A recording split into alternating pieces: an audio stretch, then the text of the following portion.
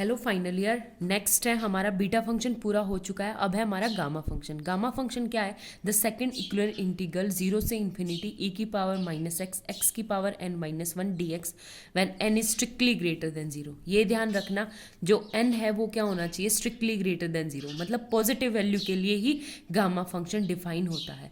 तो इसने क्या है, किससे डिफाइन करते हैं? टो एन से। और इसकी स्टेटमेंट क्या होती है? जीरो से इन्फिनिटी ई की पावर माइनस एक्स एक्स की power n minus one d x को क्या बोलेंगे? Gamma function. ठीक है।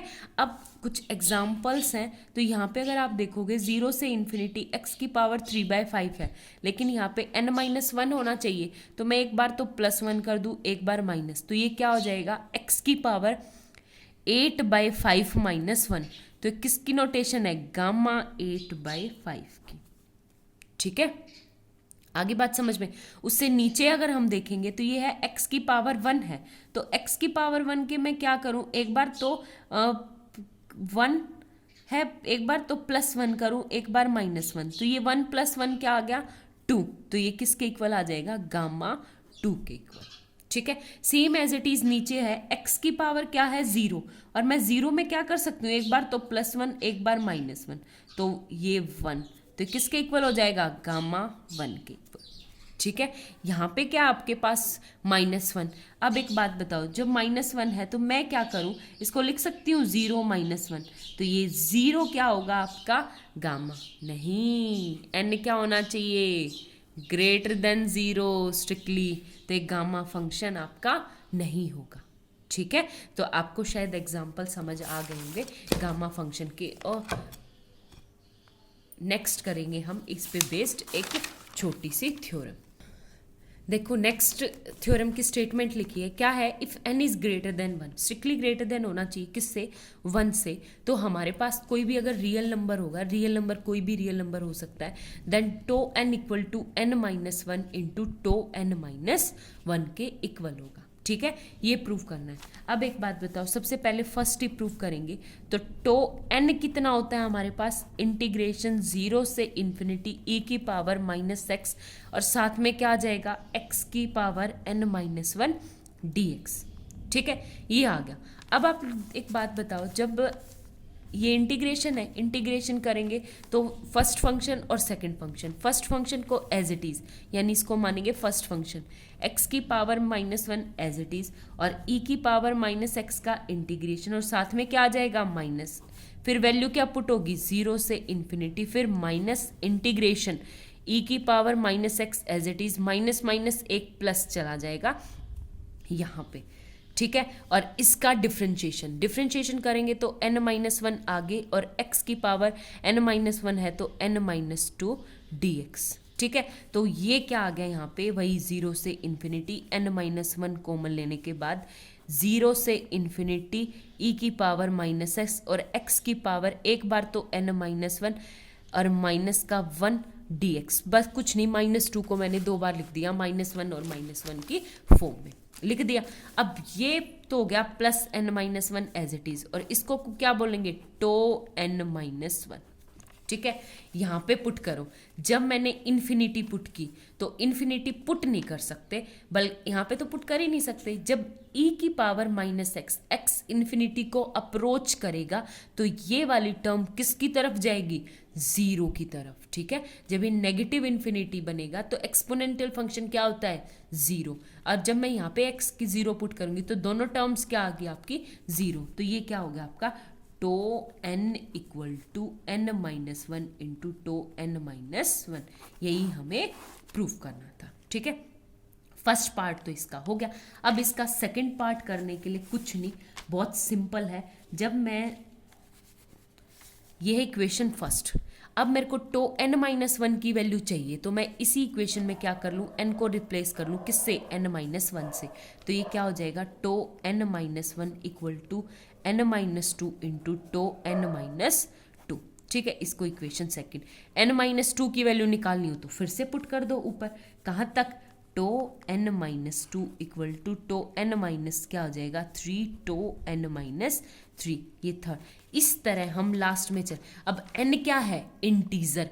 n क्या है आप लोगों के पास? इंटीजर। अगर n इंटीजर है तो हमारे पास डिपेंड कर सकता है कि लास्ट में टो क्या आएगा 1, n माइनस 1 0, n को हम 1 तो ले सकते क्योंकि टो 0 तो डिफाइन होता ही नहीं है, तो लास्ट में कहाँ तक जाएगा, ये 1 तक जाएगा। तो इसको कैसे लिखेंगे, ध्यान से देखो, टो n equal to n minus 1, value put करते जाएंगे ऊपर, n minus 2, n minus 3, up to कहाँ तक 1 और टो 1 तक। ठीक है, ये आ गया।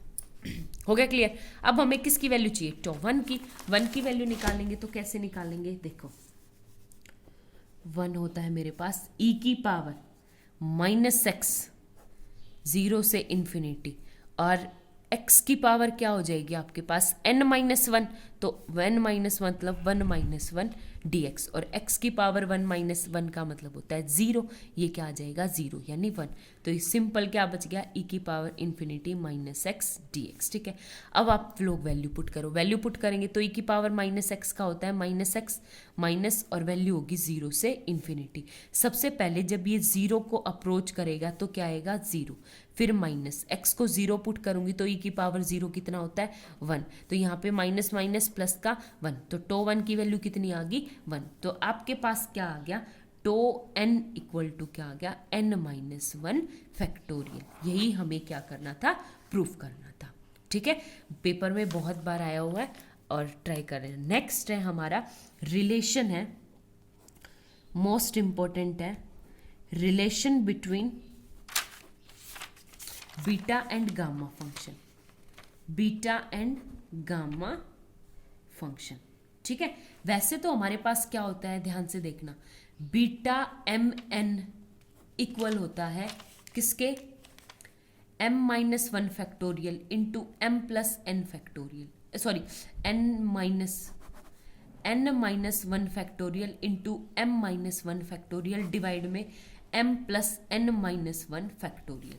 ठीक है, और एक और चीज देखो, और टो n किसके इक्वल होता है n माइनस 1 के, तो n माइनस 1 का मतलब हो जाएगा टो n, m माइनस 1 का मतलब हो जाएगा टो m अपॉन में टो m प्लस n।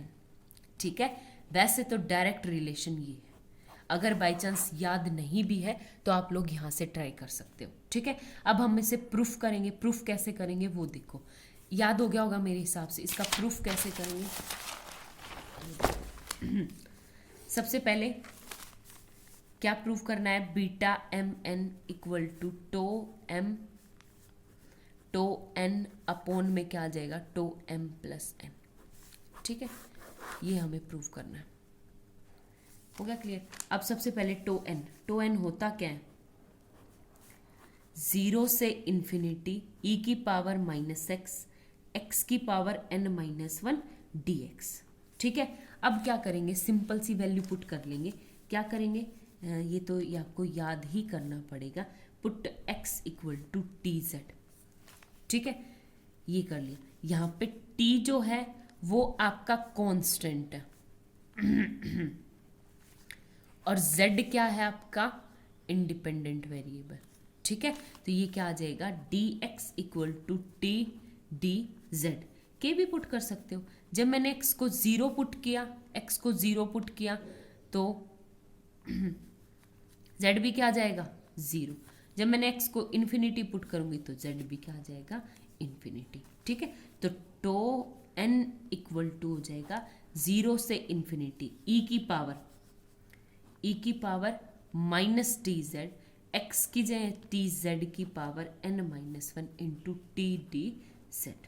ठीक है, पुट कर दिया। अब जो t है उसको इकट्ठा कर लो, ये क्या आ जाएगा 0 से इन्फिनिटी t की पावर n, और z क्या आ जाएगा मेरे पास n माइनस 1 e की power minus t Z D Z.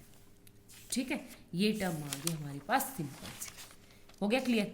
अब आगे सॉल्व करेंगे, आगे कैसे सॉल्व करेंगे वो देखो यहाँ पे टो n आ गया, इतना हो गया।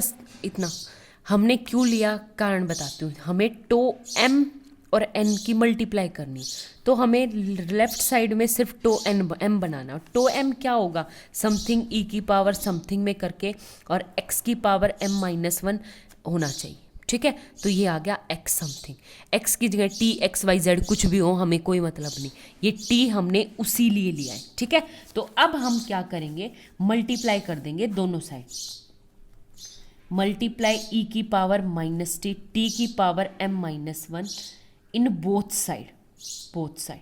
ठीक है, मल्टीप्लाई किया तो देखो यहाँ पे क्या आ गया, e की पावर माइनस टी, t की पावर m माइनस वन और टो एन एज इट इज। टो एन तो एक कांस्टेंट आ गया, अब बात ही नहीं करनी इसकी, तो इक्वल टू 0 से इन्फिनिटी। और मैं इसको सम अप करूंगी तो t की पावर n पहले था, t की पावर n पहले था मेरे पास, और अब क्या आ जाएगा, t की पावर z के विद रिस्पेक्ट में चल रहे हैं तो यहाँ पे t हमारे पास कांस्टेंट है, तो n, तो ये क्या हो जाएगा m plus n minus one. ठीक है, और e की पावर ध्यान से देखो, माइनस टी और माइनस टी कॉमन लेने के बाद क्या आ गया मेरे पास, z प्लस वन, और ये z n minus one as it is, और साथ में dz। ठीक है, कुछ नहीं, सिर्फ अब दोनों तरफ क्या करेंगे, इंटीग्रेशन 0 से इन्फिनिटी dt के विद रिस्पेक्ट में, किसके विद रिस्पेक्ट में, dt के विद रिस्पेक्ट में। ठीक है, तो ये वाला कांस्टेंट है, बाहर आ जाएगा टो एन, और ये क्या आ गया, 0 से इन्फिनिटी इज, ये आ जाएगा टो एम। ठीक है, ये आ गया मेरे पास टो एम। इतना हो गया क्लियर, ये तो हमारे पास लेफ्ट साइड होगी सॉल्व। अब हम करेंगे दूसरी साइड सॉल्व। दूसरी साइड में हमने टी को इंक्लूड कर रखा है, तो एक 0 से इन्फिनिटी बाहर, z को निकाल लो आप बाहर n माइनस वन, और 0 से इन्फिनिटी सिर्फ t को इन्वॉल्व रखो, ये हो गया dz बाहर, ये dt के विद रिस्पेक्ट में अलग रखो, t की power m plus n minus one और e की power minus T z plus one. ठीक है, ये है, हो गया होगा इतना क्लियर, बस कुछ नहीं। अब एक बात बताओ, हमें यहाँ पे m प्लस एन भी मिल रहा है, हाँ सही बात है, लेकिन ये minus t z plus one आ रहा है, क्या आ रहा है, माइनस जेड प्लस वन। लेकिन यहाँ पे अगर सिंपल सा माइनस टी होता तो कोई प्रॉब्लम ही नहीं थी, डायरेक्ट m प्लस एन हो जाता, टो m प्लस एन। तो इसके लिए हमें क्या करना पड़ेगा, आप देखो नेक्स्ट, देखो क्या करेंगे, टो m इंटू टो n इक्वल टू 0 से इन्फिनिटी z की पावर n इंटू में क्या आ जाएगा। अब इसको मेरे को सिंपल चाहिए, तो यहाँ पे कोई भी x t भी पुट हो गया, z भी पुट हो गया, इसको y पुट कर लेते हैं। तो यहाँ पे पुट करो, क्या पुट करो, t z प्लस वन को सिंपल y। ठीक है, और dt क्या हो जाएगा, dy upon z plus one. ठीक है, यहाँ पे z एक कांस्टेंट की तरह ट्रीट होगा बिल्कुल, तो dt हो गया दिस। और सेम ऐसे ही t 0 को अप्रोच करेगा तो y भी 0 को, t इन्फिनिटी को अप्रोच करेगा तो y भी किसको करेगा, इन्फिनिटी को। तो अब यहाँ पे पुट हो गया, dz बिल्कुल बाहर है, 0 से इन्फिनिटी, अंदर काम करेंगे सिर्फ, t किसके इक्वल है, y upon z plus one के इक्वल। ठीक है, तो अब पुट करो t y की power m plus n minus one upon में क्या आ जाएगा, z प्लस वन की power m plus n minus one, और ये क्या है, e की पावर क्या हो जाएगी, माइनस y, और dt की जगह क्या आ जाएगा मेरा, dy upon z plus one. ठीक है, सिंपल सा z प्लस वन पुट हो गया। अब आगे क्या करेंगे, कुछ नहीं, इसको m प्लस n माइनस, ये y के विद रिस्पेक्ट में है तो z इसके लिए कांस्टेंट की तरह, तो ये हो जाएगा 0 से इन्फिनिटी z की पावर n माइनस वन बाहर, अपॉन में क्या आ जाएगा, z प्लस वन की पावर m प्लस n। देखो m plus m minus one यहाँ, प्लस वन यहाँ, तो m प्लस n, और इंटीग्रेशन ब्रैकेट 0 से इन्फिनिटी y की power m plus n minus one, e की पावर माइनस y dy, और बाहर dz। अब ये टर्म बताओ, सिर्फ ये क्या है, ये हो जाएगी टो एम एन। ठीक है, क्या होगी, टो एम एन, तो ये क्या आ गया मेरे पास, two m into to n equal to, अब ये क्या है, टो एम एन कॉन्स्टेंट है तो इस इंटीग्रेशन से बाहर आ जाएगा और नीचे ले आएंगे, अपॉन में क्या आ गया, two m n, m plus n, m plus n बल्कि तो m plus n equal to यहाँ पे क्या बचेगा 0 से इन्फिनिटी z की power n minus one upon z plus one की power m plus n d z. शायद बीटा फंक्शन में मैंने आपको करवाया ये क्वेश्चन। ये क्या होता है 0 से इन्फिनिटी x की power n minus one upon 1 plus x की पावर m प्लस एन किसके इक्वल होता है बीटा एम एन के। तो ये भी क्या आ जाएगा आपका बीटा एम एन के इक्वल। ठीक है, ये था मेरा सिंपल सी, बहुत आसान है। और अगर फिर भी कोई डाउट है आपको समझ नहीं आता तो आप पूछ सकते हो, मैं आपको करवाती हूँ। Thank you.